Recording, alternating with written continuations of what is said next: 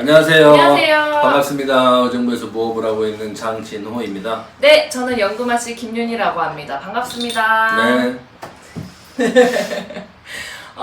오늘 이 시간에는요, 좀 어렵고 무거운 일일 수도 있는데, 우리네가 하는 일이 무교잖아요. 그래서 관련되어서 시주단지라고 여러분들 많이 들어보셨는지는 모르겠네요. 시주단지라고 해서 또 이게 또 단어들이 또 달라요. 지역마다. 달라요. 맞아요.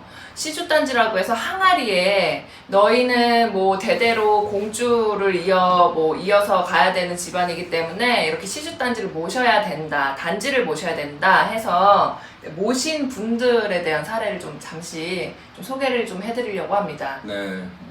시주단지 들어보셨죠? 네. 선생님? 네. 설명 좀 간단하게 해주신다면.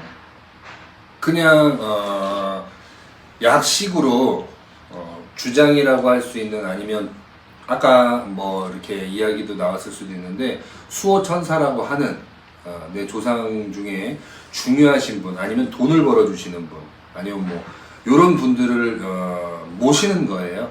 본인이. 저는 집안에. 좀 생각이 좀 다르네요. 시주단지라고 하면 예로부터 신의 가물이라고 해서 신령님들을 높이 좀 대우하시고 위하시던 가정에서 이렇게 무업은 안 하고. 네, 무업은 안 하고 그걸로 해서 대신해서 막아가시는 거죠. 쉽게 얘기하면. 그러니까 신의 기운을 그렇게 자리를 만들어 드려서 네. 몫으로 정해 놓는 의미로 해가지고 네. 기운을 이제 뻗치지 않게끔 네. 잡는다라는 네, 그래서 의미잖아요. 거기에다 이제 신을 모셔놓는다라는 네. 의미로 해서 그러니까 그거를 그게 대대로 내려오시는 집안도 있으시고, 근데 옛날에는 거의 다 모시기는 했었는데요. 부엌칸에다가 놓으신 분들도 계시고 안방에다 놓으신 분들 지역마다 다 달라요. 지역마다 다 다르죠. 어. 다른데 시주단지라는 것은 조상 라인이고요. 조왕이라든가 성주 쪽으로 모시는 건 신령님 라인이에요. 신령님 라인인데 이게 네. 또 지역마다 다르죠. 지역마다 달라요. 그리고 경상도인 경우에는 신의 가물이다 해서 무당이 나와야 한다, 그런데 너가 신의 끼가 있다 하시는 분들한테는 시주단지를 그렇게 많이들 모셔주시더라고요. 그 부분은 제가 잘 모르겠는데 몇 년 전에 손님 이제 오셔가지고 보살님한테 상담하셨는데 뭐 점사가 나왔어요. 공수가 단지 모셨다고. 그래서 그 단지를 집안에다가 어떻게 해놨는지 저희가 집을 찾아간 적이 있죠. 아, 네네네네. 네, 그건 저 제가, 집안에? 네, 그렇죠. 네. 그거 얘기 좀 해주세요.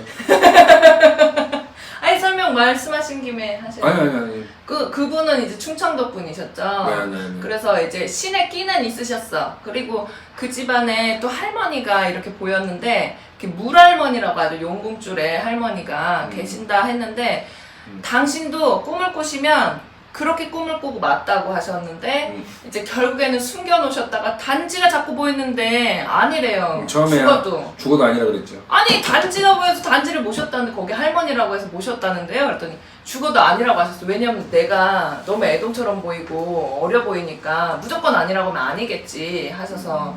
근데 신에선 자꾸 알려주시니까. 네. 근데 나중에 몰래 연락하셔서 그때 거짓말해서 죄송하다고 집에 모셔놨는데 너무 미치겠다, 답답하다고 어떻게 했으면 좋겠냐고, 한번 오시면 안 되겠냐 해서 그때 이제 찾아간 그 얘기 말씀하시는 거죠? 네. 찾아갔었죠? 네. 찾아갔는데 좀 심각하더라고요. 그 시주단지라고 해서 안에다가는 쌀을 모시잖아요. 그것도 제자님마다 다르죠. 제자님마다 다르고 지역마다 다르고. 네. 근데 그 쌀이었는데 벌레가 너무 많이 껴가지고 또 그분은 또 앞에다가 옥수랑 초까지 향까지 다 해놓으셨어. 맞아요. 장롱, 그것도 장롱 안에다가. 장롱 안에다가. 네, 그거 뭐 답답하셔가지고 계시겠어요? 그 장롱 안에다 해놓으시고 뭐 했는데, 사실은 이제 뭘 말씀드리고 싶었냐면, 그 물할머니라고 하시는 분을 그 단지로 해가지고 자리를 마련해 드렸다라는 게 결과였는데, 저희가 가서 봤을 때는 그분이 안 계셨죠. 안 계셨어요. 네. 전혀 뭐 생뚱맞은 영가가 있었어요. 그런 경우가 많아요. 시주단지를 모셨다고 했는데 어느 분 모셨어요? 여기 누가 앉아 계세요? 했는데 막상 가서 보면 우리 뭐 몇 대 할머니가 앉아 계신다고 해서 집안 편안하게 해준다고 했다고. 그 할머니 어디 계시냐? 할머니 막 찾고 어디 계세요? 안 계셔.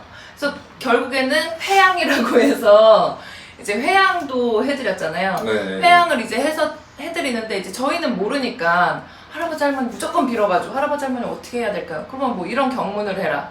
뭐 이렇게 해서 이렇게 해라. 이렇게 알려주는데 선생님이 안 계셨으니까. 그때는 무조건 빌었어요. 네, 무조건 알려주세요 하면 이렇게 보여주세요. 그러면 그대로 이제 따라 했는데 결국에는 하고 나서 그 뚜껑을 확 열고선 축원을 해라 해서 확 열고 축원을 했더니 갑자기 시커먼, 제 눈에만 보이겠죠? 시커먼 연가가 툭 튀어나오는데 여자예요. 근데 씩 하고 웃는데 이빨이 다 빠졌어. 그런 분이 씩 웃더니 가시더라고요.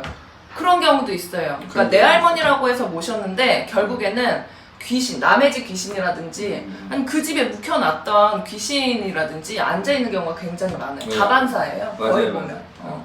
그래서 저는 시주단지 모시라 소리는 함부로 좀 공수가 안 나오는 편. 저도 상담할 때 단지를 모셔야 된다라는 이야기는 나온 적이 뭐 거진 없어요. 아니 왜냐면 그 단지를 모셔서 집안이 편안하면은 뭐 좋죠, 좋은데 그 단지 나중에 당신네들이 이제 나이가 좀 연세가 들으셔가지고 어떻게 하실 거냐 이거죠. 그 단지를 내모실 수도 없고 함부로 내모실 수도 없고 또 뭐 자손한테 넘겨주기도 사실은 그것도 아닌 거고 그렇기 때문에 굉장히 고심을 많이 해보셨으면 좋겠습니다.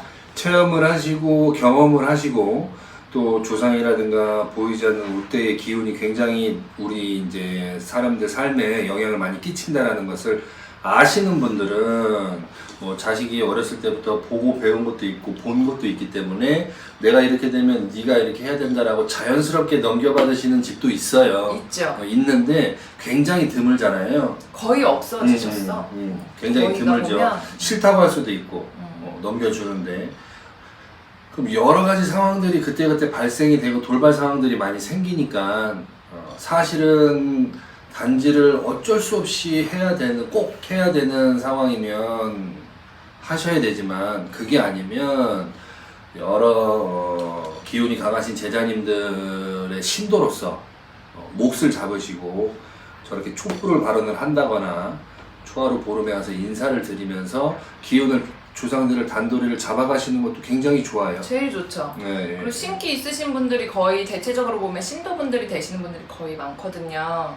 근데 이게 좀 이 주제하고는 조금 비껴나간 얘기인데 간혹 가다가 저 기도 좀 데려가 주세요 하신 분들 있어요. 있어요. 저는 개인적으로 뭐 물론 같이 가시는 분들도 계시고 뭐 대형버스 빌려서도 신도분들 같이 가시는 분들도 계세요. 물론 좋은데 저는 정말 반대해요. 저는 오히려 너무 매달리시는 분들이 많았어서 막 이렇게 화를 웬만하면 안 내는데 화를 좀 버럭하고 냈던 경우가 있어요. 그럴 거면 무당하지. 우리네가 가서 직접 가서 대신해서 빌어주고 뭐하고 하는 건데 왜 따라와서 꼭 구태여 본인들이 기운을 받아야 하며 무슨 공수 한마디라도 꼭 들어야 돼야 되면 왜 그래야 되냐. 내가 대신해서 이제 빌어줄 테니까 꼭 믿으시고 계시라고. 저는 이렇게 해서 거절했던 경우가 본인들이 있어요. 몸으로 직접 체험해 보고 싶어 하시는 분들이 계실 수 있죠. 그리고 뭐 다른 종교에서는 본인들이 직접 기도들을 하는 걸 당연시 여기시니까 기도하는 거 좋죠. 그냥 속으로 도와주세요까지만. 근데 뭐 천지신명님 어쩌고저쩌고 이건 아니잖아요, 사실은. 그것도 맞는데 요거는 이제 뭐 여러 가지 뭐 다른 점이 있겠지만 쉽게 얘기해서 다른 종교에서 본인들이 기도를 하시거나 뭐 절을 하시거나 참선을 하시는 거랑 이렇게 하시는 거와 무교 쪽으로 해가지고 산에 가서 기도를 드리는 것은 에너지 줄이 달라요. 너무 다르죠. 에너지 줄이 다르기 때문에 그 에너지 줄을 감당할 수 있는 그릇이 안 되면요 빙이 나든가 아니면 어떠한 다른 기운을 한 가지 재미있는 얘기를 해드리냐면 이거는 제가 이제 신을 받고 백일기도 할 때인데 축원하시는 법사님이 계셨어요. 이것도 굉장히 잘하시는. 근데 얘기를 이렇게 들어보니까 신을 받지 않고 배워서 하시는 법사님이셨어요. 근데 그 다음에 해주시는 얘기가 뭐냐면 그 법사님이 대군가 어디 기도를 가셔가지고 큰 기운 앞에, 그러니까 산신령님 앞에 앉아가지고 기도를 하셨는데 합장하고 이렇게 앉아 계시다가 갑자기 뒤로 벌렁 자빠지시더래요. 확 맞는 거지, 기운에. 뒤로 벌렁 자빠지시더래요. 그러고 나서 그분이 멍청이가 되셨어요. 멍해져서 축원이고 못 하시다가 얼마 안 있다가 돌아가셨다라는 얘기 했거든요. 그게 뭐냐면 산신령님이 계시고 용신령님이 계신다고 하잖아요. 그럼 쉽게 거기 말하면. 가서 거기 가서 기도를 한다라는 것은 기운을 받거나 어떠한 에너지를 공유한다라는 의미가 될 수 있잖아요. 그러면 뒤에 신령님들이 제자의 신령님들이 먼저 가시든 같이 가시든 뭐 합수를 본다는 내용처럼 뭔가 이렇게 의논공론이 되어 허락을 받는다던가 그런 게 있어야 되는데 그런 게 없이 그냥 기운 받겠다고 가가지고 기운이 호흡가 안 약하신 된 분이 거야. 앉아 계시다가 산에서 한 방에 기운 맞까 살 맞는다 그러죠. 한 대 맞으시면요 진짜 문제 심각해져요. 그러니까 가끔 가다가 이제 산에 혼자 가셔서 기도하고 왔다고 하시는 분들은 저는 사실 위험하다고 봐요. 왜 신도분들도 데리고 가지 않는 이유가 우리가 기도를 하러 갔는데 막상 신도분들이 따라오시면 기도도 안 될 뿐더러 계속 이분들 지켜줘야 돼. 보호해주고. 그러니까 수비라고 하기도 하고 뭐라 해야 될까 귀신이라고도 하는데 자꾸 이렇게 건든단 말이에요. 얘는 아무것도 없네. 보호장치가 없네. 쉽게 설명하면 보호장치가 없네. 건드려도 되겠네. 한번 들어갔다 나갈까? 뭐 이런 경우가 정말 잘못하면 잘못 열리기 때문에 그런 부분은 좀 위험하다고 생각합니다. 개인적으로. 그러니까 디테일하게 보면 이렇게 설명드린 건데 뭐 산에 다녀도 뭐 아무렇지도 않고 뭐 문제도 없다라고 하시는 분들은 산신령님이나 다른 조상들이 관심이 없는 거니까 상관없어요. 상관없는 건데 쉽게 얘기하면. 근데 각각의 사람들마다 다 기운이 다르잖아요. 다른데 보이지 않는 분들이 좋아하시는 그 사람이 뿜어내는 에너지가 있어요.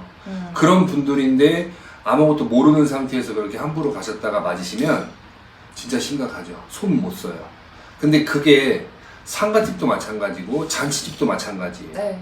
그렇기 때문에 어른 그 제자님들하고 상담 잘 하셔서 본인의 상태가 다녀도 되는지 안 되는지를 확실하게 좀 인지를 하신 후에 하시는 게 좋다고 생각됩니다.